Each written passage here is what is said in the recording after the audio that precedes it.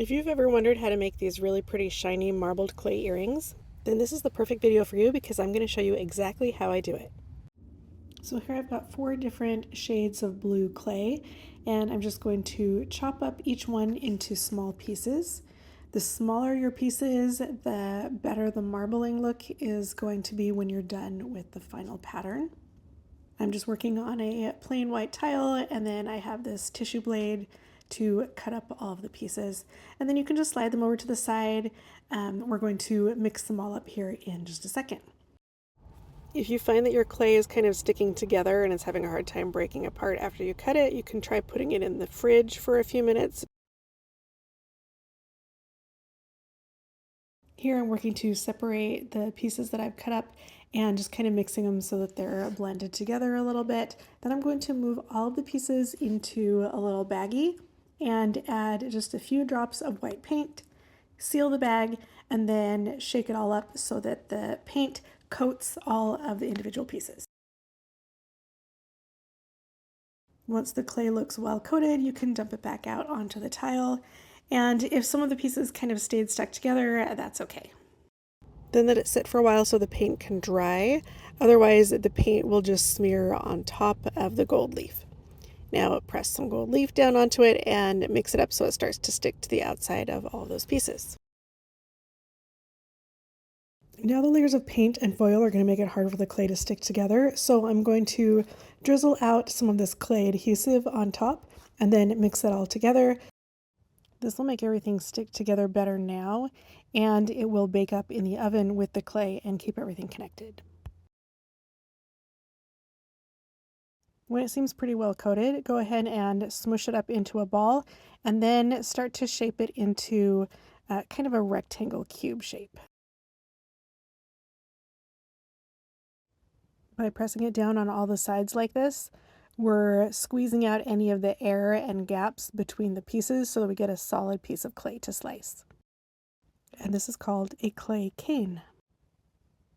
Once the cane is finished, it's a good idea to let it sit for 20 to 30 minutes just to make sure everything settles and that adhesive kind of absorbs in a little bit. And then take that tissue blade and cut off slices that are about a 1/4 inch thick and just set them off to the side. Line the slices up on the tile and smush them into each other just a little bit so that they start to stick. And then you can take an acrylic roller and start to roll out the clay. That will make the pattern start to appear and stretch it out a little bit more, and you'll make it thinner. You want the clay to be about 1/8 of an inch thick.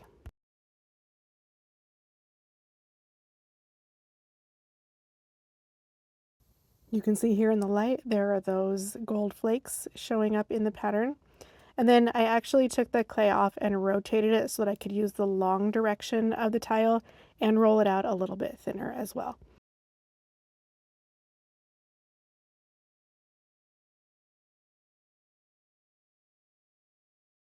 When the pattern looks good and the thickness of the clay is about 1/8 of an inch or a little bit less, you can start using clay cutters to cut out the shapes.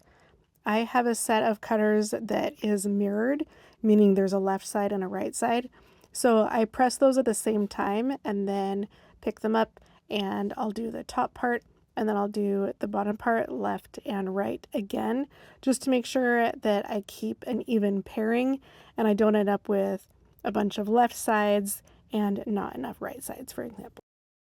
When placing the cutters, look for parts of the pattern that are interesting, that have a good selection of the different colors. It's not just one solid color, and that'll get you really nice looking earrings when you're done.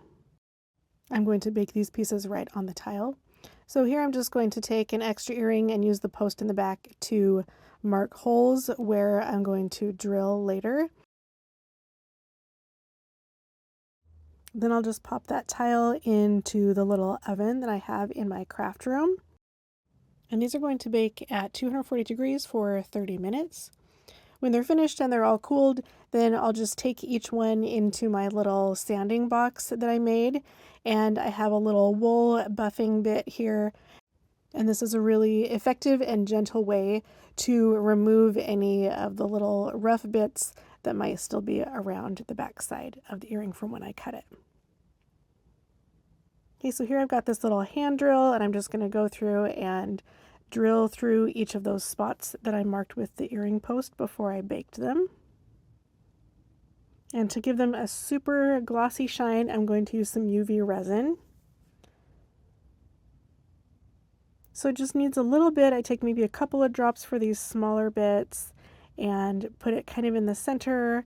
And I'll use the tip of the bottle to drag it out just a little bit. And then I'll come in with a little silicone tool to make sure that it gets all the way to the edges. And I try to not drag any into the holes that I just drilled, but if resin gets in there, it's okay. We'll be able to drill it out again and it'll be just fine.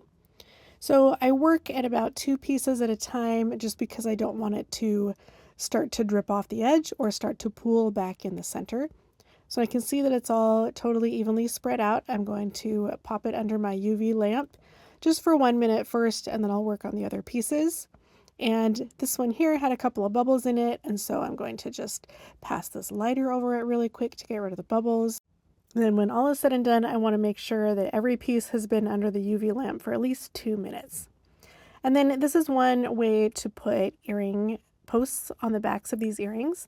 I'm taking some thick super glue and putting down just a little drop so that I can kind of tack down these earring posts. And then I'm going to let that super glue dry.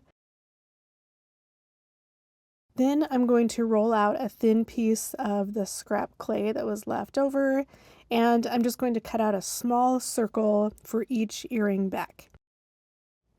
Then I'll squeeze out just a little bit of this clay adhesive onto the earring back, and then you can see I'll take one of these little clay circles and I'll press it down so that the earring post goes through it and all the way down, and just kind of smush it in so that it's attaching to the earring post, to that adhesive, and to the rest of the clay backing of the earring, like this.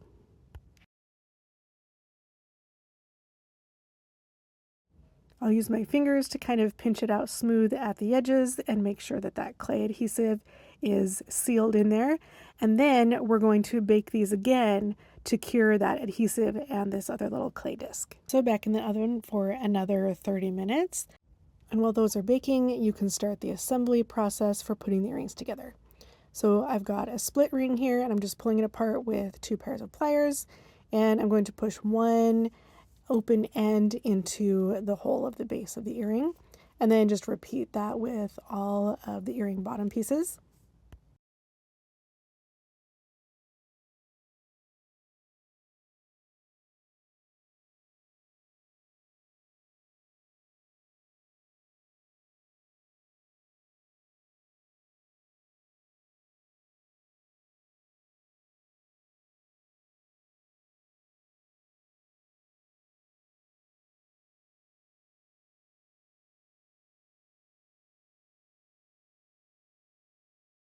When the tops with the posts have cooled, then you'll slide them onto the other open end of the ring.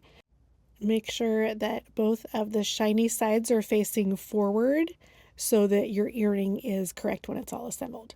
Then use the 2 pairs of pliers and twist those ends back together. I like to make sure that where they connect is in the back of the earring, so you can rotate that through the holes if you need to, and then your earring is complete.